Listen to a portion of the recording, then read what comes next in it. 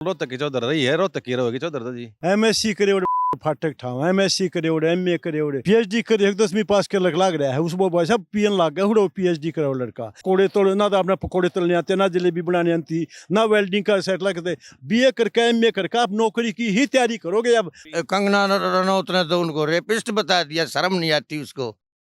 हरियाणा की राजनीति में चौधर जो शब्द है ये तो बहुत पहले से इस्तेमाल होता आया है, लेकिन इसका खुला रूप में जो इस्तेमाल शुरू हुआ वो साल 2005 में। साल 2005 ये वो साल था जब भूपेंद्र सिंह हुड्डा सत्ता के लिए संघर्ष कर रहे थे और उस समय उनके जो समर्थक थे गाहे बगाहे ये नारा दिया करते थे कि बोला जी चौधर रोहतक में लेके आनी है। अब ये चौधर रोहतक में लाने का मतलब क्या था? किसी जमाने में चौधरी छोटू राम की तूती बोला करती थी, वो रोहतक से संबंध रखते थे, लेकिन समय के साथ में ये चौधर जो है बागड़ के पास चली गई। बागड़ जो पुराना हिसार का जिला है उसको बागड़ कहा जाता था। वहाँ राजनीति के 3 पुराने लाल बंसी लाल, भजन लाल और ताऊ देवी लाल, वो तीनों लाल बागड़ से ही संबंध रखा करते थे, तो चौधर उनके पास चली गई और तब से नारा दिया गया, बोला जी चौधर रोहतक में लेकर के आनी है। चौधर रोहतक में आई भी 2005 के बाद 10 साल तक भूपेंद्र सिंह हुड्डा CM रहे। उसके बाद में मनोहर लाल खट्टर भी रोहतक के पास के गांव के हैं। नमस्ते, मेरा नाम आदित्य है। फिलवक्त मेरी मौजूदगी रोहतक कस्बे में स्थानीय में एक पार्क में है। यहाँ पर मैं कुछ बुद्धिजीवी लोगों के बीच में हूँ, तो इन लोगों से बातचीत करने की कोशिश करेंगे और क्या ये चौधर की परिभाषाएं हैं, क्या मायने हैं, इनसे बात करते हैं। नमस्कार सर। नमस्कार जी। तो इस बार भी चौधर लानी है क्या? बिल्कुल रोहतक की चौधर रही है, रोहतक की रहोगी चौधर तो जी। चली गई थी बीच में ना रोहतक की थी पहले भी। अच्छा। हाँ, 2004 के बाद रोहतक में रही है, अभी रोहतक में रहोगी। हाँ जी। तो चौधर से मतलब ये केवल ये जाट कम्युनिटी से रिलेटेड वर्ड है या ओवरऑल? जाट कम्युनिटी है नहीं, बिल्कुल सब नॉन जाट 36 जात एक हैं। हाँ जी, कोई जातिवाद नहीं है, सब भाईचारा। मतलब चौधर से मतलब वर्चस्व जो पावर का सेंटर है वो रोहतक है। हाँ जी, तो हरियाणा की राजनीति रोहतक से शुरू होती है। रोहतक से शुरू होती है। हाँ जी, लेकिन कुछ समय तक उधर चली गई थी। वो तो पहले थी ना, 1968 से लेकर के 2005। हम जब से जागरूक हुए हैं, जब से नहीं जाने दी। अच्छा। हाँ जी, तब से तो यहीं तब से यहीं रखे, यहीं रखेंगे अपनी चौधर यहीं रखेंगे हम। लड़ाई इस बात के लिए? लड़ाई नहीं है, बात चौधर पक्की है, लड़ाई कुछ नहीं है, एक तरफा माहौल है। किसका? वो तो आपने पता है किसका। चौधर का माहौल एक तरफा है, चौधरीयों का माहौल एक तरफा है। क्यों सर, ठीक कह रहे हैं सर? ये ना ठीक कह रहे, बिल्कुल जी ठीक कह रहे। लाग के रहोगे चौधर? हाँ जी, लगी रहेगी। हम तो मैम से चाहूँ जी बलराज कुंडू को जी। बलराज कुंडू जी? हाँ जी, वो एक तरफा माहौल है उसका, बिल्कुल मैं हो जाएगा जी। यहाँ इनसे बात करते हैं। बाबूजी नमस्कार। बाबूजी पहले तो सारे बोलो भारत माता की जय। भारत माता की जोर से बोलो। भारत माता की। हाँ, मजा आ गया ना फिर। हो गई ना बुलंद? और क्या नाम है आपका? मेरा नाम सुरेंद्र गुगलानी है। अच्छा, आप यहीं यूनिवर्सिटी से रिटायर हूँ। मैं किस सब्जेक्ट में प्रोफेसर थे? मैं ऑफिस में था, इंचार्ज था रिजल्ट ब्रांच में 1 ब्रांच में। तो बाबूजी एक बात बताओ कि ये मैंने अभी इंट्रो में भी कहा कि बोला चौधर रोहतक में लेके आनी है, 2005 में नारा लगा था, तो ये चौधर से मतलब क्या है? देखो, बात पता क्या होती है, आने वाला टाइम नवयुवकों का है। बिल्कुल। ये जो है ना, बुजुर्ग आदमी जितने भी हैं वो पोषित हैं। पोषित का मतलब यह है जिसने जिसको खिलाया है ना वो उसी करेंगे, बदल सकते नहीं है। अब ये जीत जाएंगे, सरकार बना देंगे, 1000 रुपये दे देंगे, वो जीत जाएंगे। ये तो आम लोगों के अंदर जो है ना फ्रिक्शन पैदा करने वाली है। वास्तविकता जो है ना, जहाँ हम उठते बैठते हैं वहाँ प्रेम होना चाहिए। गलत कह रहा हूँ तो कोई भी कह देगा भाई ठीक होना चाहिए, ठीक बात। राजनीति होनी चाहिए, लेकिन समाज को बांटना नहीं चाहिए। बन कोई भी जाए, जो बांटेगा उसका वही हाल होगा जो पहले होता रहा है। बाकी कहने के लिए बहुत कुछ है, डरने की ज़रूरत नहीं है। कोई पार्टी मर्जी आ जाए, जब तक हम जागरूक नहीं रहेंगे ना वो हमारा शोषण करते रहेंगे। अभी आप आम आदमी पार्टी का जिक्र कर रहे थे। जिक्र नहीं कर रहा है वो भी, मैं नहीं जिक्र कर रहा, आप भी करते हो, सारी दुनिया करती है। जो चीज़ होती है ना वो हम कहने में ना डरते हैं, कह देना चाहिए, जो होगा देखा जाएगा। अभी मैं पीछे किसी से बात कर रहा था तो आम आदमी पार्टी का जिक्र आया, तो वो बीजेपी समर्थक थे, तो उन्होंने कहावत सुनाई मुझे हरियाणा की। बोला साहब एक गांव में एक लाला जी थे, तो लाला जी दुकान के बाहर खड़े हुए थे, तो उधर से एक चौधरी साहब आए, बोला लाला जी क्या बात होगी, बोला जी दुकान में सांप बढ़ गया। तो चौधरी साहब बोले, बोला अरे सांप का क्या कर, लाठी दे मैं जाता हूँ। तो चौधरी साहब दुकान में अंदर बढ़ गए, लाला जी ने शटर गेट दी, भीड़ भाड़ से इकट्ठी होली। तो पूछा लाला जी क्या बात होली, बोला जी दो दुश्मन है अंदर, दोनों में से एक तो मर ही जाएगा। ऐसा है, कहावतें, ये जो बातें हैं, ये खाली जो है ना, आप मेरा मतलब समझिए। मैं मतलब आपका गहराई से समझ गया। हम जितने भी यहाँ पे खड़े हैं ना, ये बातें जो है ना खाली खाली खाली अपने आप को ना बनाने के लिए होती हैं। वास्तविकता तो मतदाता है। मतदाता जिसको वोट डालेगा ना, वो चोर को डाल दे वो बन जाएगा, डाकू को डाल दे वो बन जाएगा, ईमानदार को डाल दे वो बन जाएगा। मेरी बातों में ना आप किसी पार्टी से, मैंने मतदाता का वर्ड इस्तेमाल बिल्कुल किया। ठीक बात, आप तो न्यूट्रल बात। अब जो समय है ना, अब ये परिवर्तन का समय है। पहले या तो अपने आप को कर लें, तो मेरी आवाज़ आ रही है, बिल्कुल आ रही है। परिवर्तन का समय है। अब वो टाइम रहा नहीं, पहले टिकट मिलती थी ना, वो जो हमारे जैसे कार्यकर्ता होते थे ना, वो वहीं जाके कहते थे जी अब आपको बाहर आने की जरूरत नहीं, हम तो जीत के लाएंगे। मेहनत हम करेंगे। करते थे वो। मैं 73 साल में जा रहा हूँ और मैंने ये देखा है, अब का जैसा टाइम आया है ना, सब कुछ होते सोते भी जो है ना हम लोग डरते हैं। किस बात के लिए डरें भाई? ना तो हमारे घर जो है ना ये अरविंद आएगा पानी भरने के लिए, ना कोई बीजेपी वाला नहीं पूछेगा भाई यहाँ में कोई दुखी तो नहीं हो, ना कांग्रेस वाला पूछेगा। इसलिए मतदाता को फैसला लेने दो, जो जीत के आएगा वो ही सभी का होगा। सोच समझ के वोट किया। नहीं, मैं नहीं कह रहा सारे समझ के देंगे।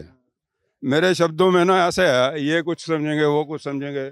मैंने सामूहिक रूप से ये कहा है, ये परिवर्तन का टाइम है, परिवर्तन हो रहा है। जिन्होंने बैठे हैं ना कुर्सी में, वो कल को नजर नहीं आएंगे। जो अब कुर्सी पे बैठे हैं, इसको कांग्रेस पे भी ले जा सकते हो, बीजेपी वाले है। आने वाली जनरेशन आएगी। कुर्सी पे तो बीजेपी बैठी है यहाँ। यार मैंने ये कहा है, मैं कुछ नहीं कह रहा। नहीं, हमको तो खुल के बोलने की आजादी। आने वाले टाइम में हमारे युवा आगे आएंगे, ठीक है, वही करेंगे जो करना होगा। नए लोगों का मौका। नए लोगों को मौका मिलेगा। जो एकाधिकार है ना वो खत्म हो जाएगा। एकाधिकार है बहू जी ठीक कह रहे हैं। बिल्कुल सही कह रहे हैं, इसमें कोई दिक्कत नहीं। ये 10 साल का हुड्डा साहब का जो दौर रहा यहाँ पे 2005 से और लगभग 14 तक रहा था, कैसा कामकाज हुआ था रोहतक में खास? बिल्कुल बढ़िया काम हुआ था भाई, बिल्कुल बढ़िया। सड़क पे, इंफ्रास्ट्रक्चर पे, एजुकेशन टू जेड जो भी था काम, A1 काम था। लेकिन उनकी सरकार पे मैंने बहादुरगढ़ में भी लोगों से बात की, खासकर यंगस्टर से, एक आरोप लगता रहा है, बोला जी पर्ची खर्ची का सिस्टम चलता था और अब मेहनत करने वाले बालक नौकरी लग रहे हैं। कौन लाग रहा मेहनत करने वाला? यू देश मेहनत करना रहा, कोई एक तो बता दे को लग गया हो। गलत है, नहीं लगे नौकरी। कड़ब इसमें कोई एक भी भर्ती कहेंगी भी नहीं हुई, उड़े देखे नहीं लठे। गलत है। नहीं तो हरियाणा सरकार ने तो भर्तियां निकाली होंगी, वो तो दावे करते हैं। निकाली है, भर्ती कितने लगाए हैं? चोई साहब पूछ ले, ये बताऊंगा। है जी, निकाली है, भर्तियां लगाए कितने नहीं। और बात रही चौधर की, चौधर तो यहाँ ये एजुकेशन का और पॉलिटिक्स का गढ़ रहा है। अंग्रेजों के टाइम से हत्थे यहाँ से तोड़े। हैदराबाद की जो अब मूवमेंट चला था, उसमें यहाँ के लोगों का बढ़ चढ़ कर सहयोग था। ये नहीं है 2005 से जैसा आपने कहा। और वीरों की भूमि है, पढ़ी लिखी भूमि थी। यहाँ से कोसली तक का एरिया होता था। तो ये तो लड़ाकू एरिया था। यहाँ फाइटर, लड़ाकू मीन्स झगड़ा नहीं, फाइटर थे। मतलब हर फील्ड में, एजुकेशन में, डिफेंस में, हर फील्ड में, एजुकेशन में, कृषि में, मिलिट्री में, कितने मिलिट्री में उठा लो। यहाँ के इंडिया के टोटल मिलिट्री के अंदर 10% हरियाणा का हिस्सा है। और हरियाणा के हिस्से में रोहतक का हिस्सा तकरीबन 70% आया करता पहले। अब थोड़ा सा ये छोटा। ये रोहतक बहुत बड़ा जिला हुआ करता था, झज्जर और आसपास का। कोसली तक का, ये नारनौल तक का रोहतक ही होता था। उधर भिवानी भी इसी के अंदर होता था। तो सारा एरिया ये समेट के रोहतक की वैल्यू कम करने के लिए पॉलिटिसाइज हुआ था ये। क्योंकि रोहतक की वैल्यू कम करने के लिए रोहतक को समेट के छोटा सा कर दिया। फिर भी पॉलिटिकल गढ़ रोहतक ही है, चौधर यही है। वो उस टाइम की उठा लो, 1923 से लेके मेरे को याद है यहाँ ये बालोटिया उठे थे, क्या नाम था, चौधरी लालचंद। तो फिर चोई लहरी सिंह रहे और चोई छोटू राम का भी लंबा समय। चोई छोटराम का तो बहुत लंबा समय रहा। चोई छोटराम तो पाकिस्तान के अंदर उनका इतना होल्ड था, छोटे खां कह के बुलाते थे, जो वेस्टर्न पाकिस्तान है, और वहाँ भी राजनीति, लाहौर के अंदर राजनीति चोई छोटराम की चलती थी। तो ये कहना कि भाई 2005 से चौधरी आई है, मैं समझता हूँ ये तो गलत है। नहीं, मैंने उससे पहले चौधरी छोटू राम का भी जिक्र किया था कुछ समय तक उनका। छोटराम का जिक्र जरूर किया था, पर रीजन बीइंग कि अवेयर एरिया है, ये पॉलिटिकली अवेयर एरिया है, बढ़ चढ़ के हिस्सा लेते हैं। और फ्रीडम मूवमेंट में भी यहाँ का बहुत बड़ा हिस्सा रहा है। ये नहीं है अंग्रेजों के अधीन था ये, क्योंकि राजवाड़े तो खत्म हो जाते, जींद का था वो पीछे हो जाता था, अंग्रेजों के अधीन यही एरिया था। अंग्रेज जो मूवमेंट चला था, फ्रीडम मूवमेंट, वो यही मार खाई थी उन्होंने। अच्छा, ठीक कह रहे हो आप। हम और भी जगह लोगों से बात करते हैं तो एक जो रायशुमारी निकल के आती है, बोला साहब हुड्डा साहब के नाम पे वोट गिरेंगे, हुड्डा साहब इस बार सीएम बनेंगे। फर्ज कीजिए कि हुड्डा साहब के नाम पे वोट गिर गया और कांग्रेस एक भारी मैंडेट से सरकार बना भी गई, तो और जो भी सीएम फेस हैं, शैलजा कुमारी का नंबर लग गया तो? भाई ये तो देखो हाईकमांड पे डिपेंडेड रहता है हमेशा, पर मैं तो कहता हूँ मैंडेट जिसके फेवर में है उसी को सीएम बनाना चाहिए। थोपा हुआ सीएम कभी कामयाब नहीं हुआ, वो थोपा जाएगा।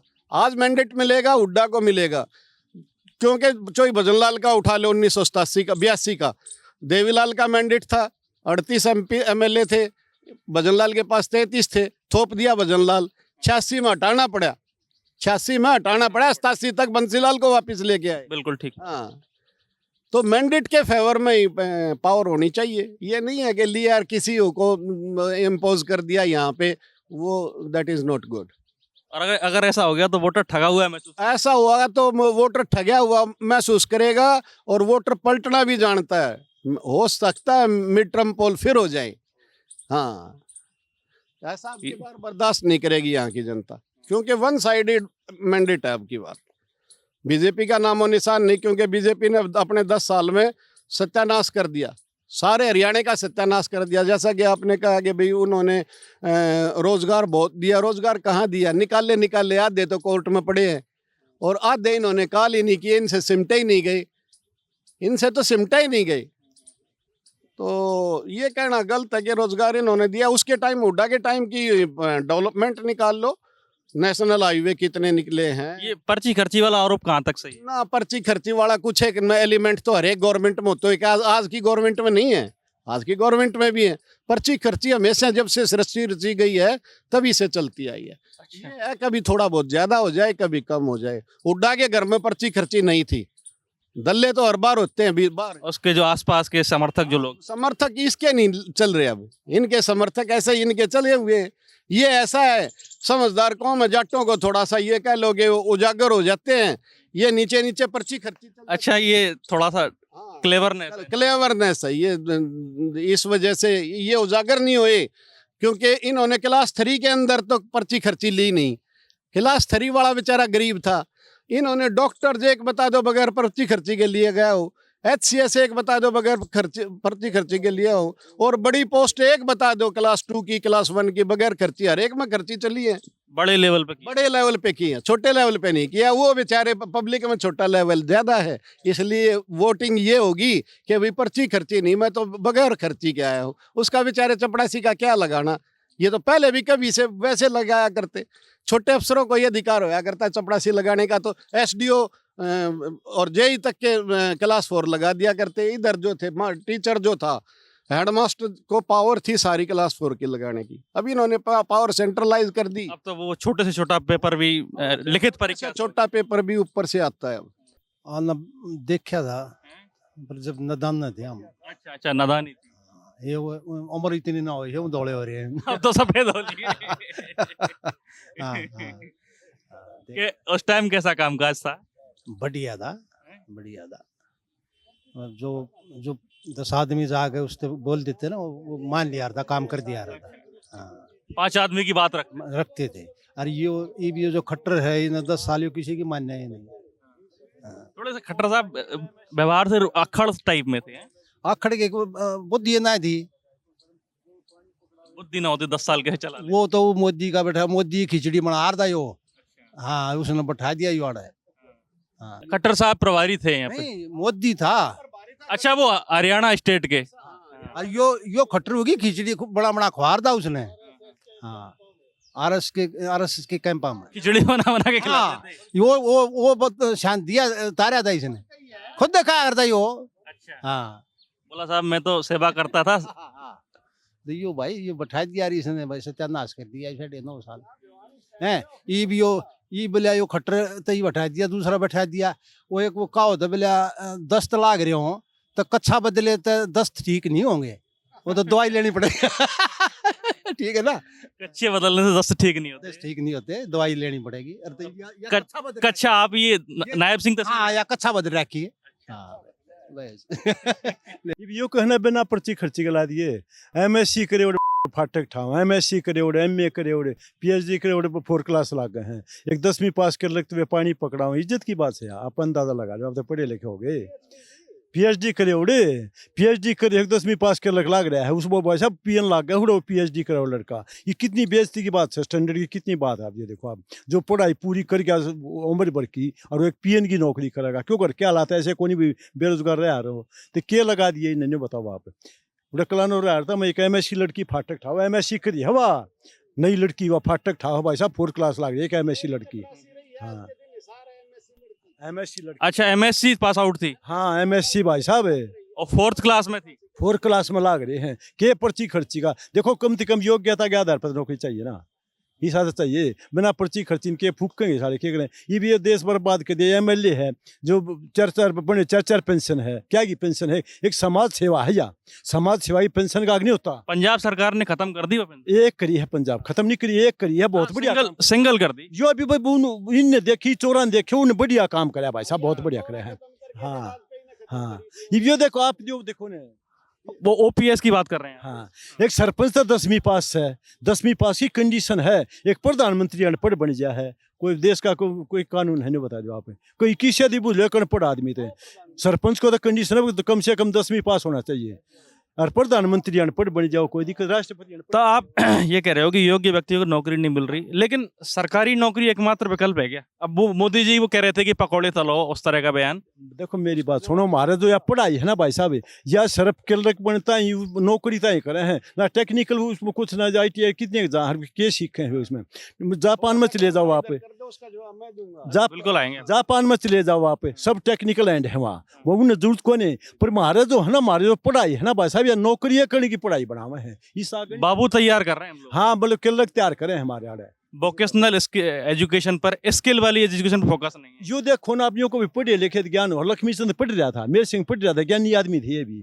पढ़ाई हमारे देश की पढ़ाई जो है ना, वो भाई साहब क्लरिकल तैयार करने तय है, उस नौकरी तय पढ़ाई है। यो को नहीं भाई ये बात पढ़ोगे, BA कर ली, क्या करोगे आप BA कर। ये आपने बड़ी बात कही, शिक्षा व्यवस्था में आमूल चूल परिवर्तन की जरूरत है। हाँ, आप यो देखो BA करके क्लर्क बन सको, कुछ किसको उस आ गए, कुछ नहीं कर सकते ना। अब वो BA कर लिया आपने, MA कर लो, MA करके क्या करोगे आप, कुछ भी तैयारी करेंगे सरकारी नौकरी की, जो भी सरकारी नौकरी की ही तैयारी करोगे बस, उस आगे ना तो कोई टेक्निकल आपके पास को वो है भाई, पकोड़े तोड़ ना, तो अपना पकोड़े तलने आते, ना जलेबी बनाने आती, ना वेल्डिंग का सेट लगते। BA करके MA करके आप नौकरी की ही तैयारी करोगे। अब हमारी पब्लिक की गलती नहीं, गवर्नमेंट की गलती है भाई साहब। यहाँ क्यों, ये आप क्या करते पकौड़े तलने वाली बात? पकौड़े तलने वाली बात का जवाब ये रहा, आपने कहा कि भाई क्या ये पढ़ लिख के सरकारी जॉब के लिए ही है। ये मैं कहूँगा कि सरकारी जॉब ही सब वो नहीं है, हर जॉब क्रिएट करना गवर्नमेंट का अधिकार है। इंडस्ट्री ले आओ, यहाँ पे कोई डेवलपमेंट के काम ले आओ, जिसमें ताकि प्राइवेटाइजेशन भी हो और प्राइवेट जॉब में भी यहाँ का यूथ आए आगे बढ़ चढ़ के। ऐसा माहौल तैयार सरकार के, माहौल तैयार करे गवर्नमेंट,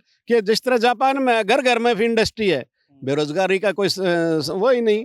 तो यहाँ रोजगार क्रिएट करना, इंडस्ट्रियलाइजेशन करना और दूसरे फील्ड डेवलपमेंट के फील्ड करना, वो सारे के सारे गवर्नमेंट का काम, सरकार की जिम्मेदारी है। प्रधान जी से आप, प्रधान जी हैं सर आप, बस बताइए क्या माहौल है इस बार रोहतक का? रोहतक में भाई एक तरफा माहौल है भूपेंद्र हुड्डा साहब का। हाँ जी, पूरे हरियाणा में सुन रहा हूँ। मैंने हरियाणा में है माहौल, और बीजेपी ढाई का आंकड़ा नहीं छू सकती, ये पोजीशन है। 9 तक रहेगी सीमित। 10 भी नहीं होगा। ना 10 कितना होगी, सब गलत मार रहे कि को छोड़े ना, वोट कौन देगा। उड़ते झंडा बेशक ठहरे हूँ, वोट नहीं देंगे।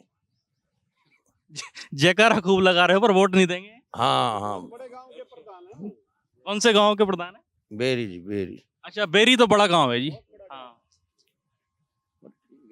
ये वाली बात है।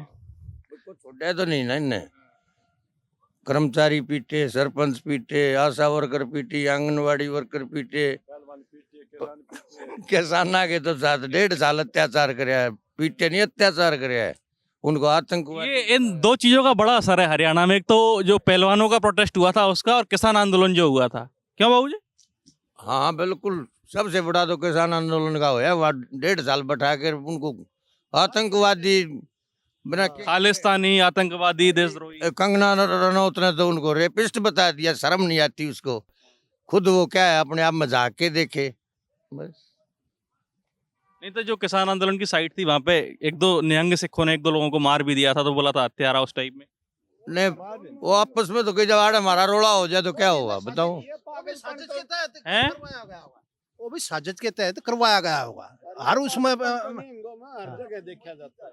हाँ वो करवाया होगा, वैसे नहीं। ना निहंग तो ऐसा करते रहे हैं तकरीबन, छोटे मोटी जगह। पीछे भी गुरुद्वारे में हाथ काट दिया था एक का, पीछे एक को मारे दिया था। निहंगों के अंदर जो सिला वो सौदा है थोड़ा सा वो धर्म के ऊपर आधारित है, और धार्मिक उन्माद उनके अंदर हर जगह पाया ही जाता है। एक लड़के का किसान आंदोलन की साइट आंदोलन में भी काटा था, क्योंकि वो उनको ये था भी गुरु ग्रंथ साहब के साथ छेड़छाड़ी कर रहा था। बदनाम करने के लिए भी हाँ, होगी साजिश, बदनाम करने की भी साजिश साजिश हो सकती है। कई बार प्रोपेगेंडा भी होता प्रोपेगेंडा भी हो सकता है। वो मारे है जरूर, पर पता नहीं उनकी क्या दुश्मनी हो पीछे से, और ये साजिश के तहत भी ऐसा करवा दिया जाता। पर ऐसा नहीं देखा 1.5 साल मूवमेंट किसी भी देश में ऐसा बढ़िया शांतिपूर्ण मूवमेंट नहीं चला होगा, और 1.5 साल में पीएम जो मतलब एक स्टेटमेंट तक नहीं दे, ऐसा पहली नहीं बार। तो वो किसान बिल वापस ले तो लिए सरकार ने।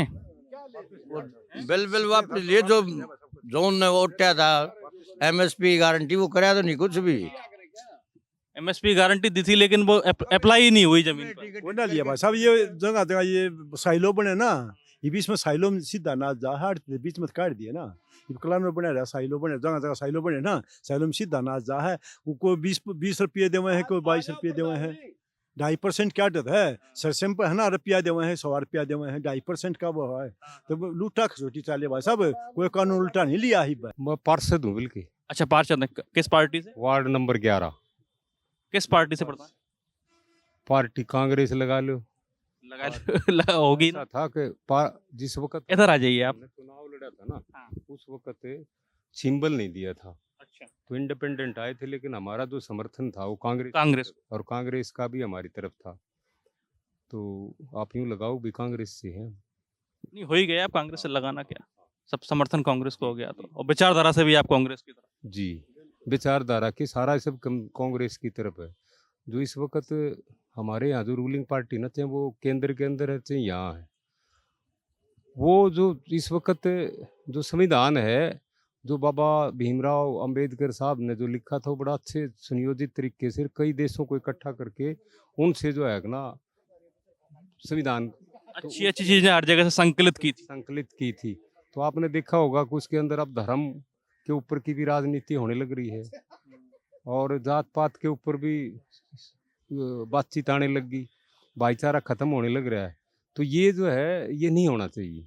धर्म की राजनीति तो कांग्रेस भी किया, मुस्लिम तुष्टीकरण की बहुत बड़ा आरोप लगते रहते हैं कांग्रेस। आप बात करके देखेंगे तो कभी भी कांग्रेस ने इस प्रकार का नहीं किया। उन्होंने तो यही कहा कि भाई जो हिंदुस्तान में आ गया वो जो है ना हमारा भारतीय है, चाहे वो हिंदू है, सिख है, मुस्लिम है, ईसाई है। आपने पता होगा ना, सबने लड़के और तभी जाके अंग्रेजों को या जो दूसरे आदमी थे उनको बाहर किया था 1947 के अंदर। उसके पहले जब कोई आदमी जब छोड़ता है किसी अपने मकान को भी अगर खाली करके जाता है तो क्या छोड़ के जाता है। जब 1947 के अंदर जब अंग्रेज यहाँ से गए, हिंदुस्तान के अंदर सुई भी नहीं बनती थी। 1947 से लेकर कांग्रेस ने कितने साल तक राज किया, बीच में थोड़ी मोटी देर के अंदर बीजेपी भी आई, लेकिन ज़्यादातर कांग्रेस का रहा। आपके यहाँ उस वक्त कितने जो है ना सड़कें थी, कितने का आपके यहाँ IIM थे, कितने का IIT थे, कितने जहाज चलते थे। कांग्रेस ने इंफ्रास्ट्रक्चर पे और टेक्निकल उस पे खूब काम किया, खूब जो है ना बहुत ज़्यादा विकास हिंदुस्तान का हुआ। और खूब विकास हुआ और खूब सुकून। तो इस बार क्या हरियाणा का क्या माहौल है आप? हरियाणा का तो मैं माहौल आपको बता दूं कि हरियाणा के अंदर तो अब इसी शहर को देख लीजिए। इस शहर के अंदर दो चीज़ें बड़ी ज़रूरी होती हैं किसी भी शहर के अंदर या कहीं भी आदमी रहता है। एक तो स्वास्थ्य ज़रूरी होना चाहिए, एक पढ़ाई ज़रूरी होनी चाहिए। तो आप स्वास्थ्य की तरफ देखो कि आप जो शहर है इसके अंदर इतना गंदा पानी आता है पीने का कि खुद डॉक्टर टेलीफोन करते हैं भाई कर कई हो किसी ने जो है ना इसने साफ करके जा। तो गंदा पानी पीने का। और दूसरा जो एक शिक्षा होती है, जब बच्चे पढ़ेंगे नहीं आगे शिक्षा ही नहीं आएगा तो फिर एजुकेशन का तो शुरू से गढ़ रहा है रोहतक। आगे गढ़ किसने किया? ये गढ़ तो सारा कांग्रेस ने किया था। मैं वही तो बात कर रहा हूँ। स्कूल बंद कर दिए थे, ये किसने किए? आप हिंदुस्तान के अंदर छोड़ो, आप हरियाणा के अंदर देखिए कितने स्कूल बंद हो गए ये पार्टी आने के बाद। कितने स्कूल बंद हुए? आप डाटा उठा 450 स्कूल बंद कर दिए इन लोगों ने हरियाणा के अंदर। आप बेरोजगारी देखिए, आप चरम सीमा के ऊपर है। जिस वक्त 2014 के अंदर कांग्रेस का राज था उससे पहले, तो उस वक्त आपके यहाँ अनएम्प्लॉयमेंट कितनी थी? आज 37% हिंदुस्तान के अंदर सबसे ज़्यादा बेरोजगारी हरियाणा के अंदर है। सबसे ज़्यादा अपराध हरियाणा के अंदर होने लग रहा है। सबसे ज़्यादा रात को बच्चे सुरक्षित नहीं है, कोई गाड़ी के अंदर आ रहा है। व्यापारियों के ऊपर सरेआम जो है ना वो है कि आप इतने पैसे दे दो, सरेआम जो है ना गैंग आने लग रहे हैं, किसी हो के सामने गोली मार देते हैं। ये कहाँ हुआ? अपराध कितना बढ़ रहा है। कानून व्यवस्था बहुत लेना, स्कूल खोल लेना, कानून व्यवस्था सारी खराब होने लग रही, चरमरा रही है बिल्कुल। आपने किसी बहन बेटी के जो है देखा है कोई? जैसे आप ये चैन है तो आप भी तो जो है ना या मेरे ख्याल में नकली ये चैन होगी। आजकल कोई असली चैन तो पहन के चलता है कोई ना, क्योंकि 1 मिनट के अंदर खोज ले जाएंगे, यूँ पता लग जाएगा इसके पास चैन है।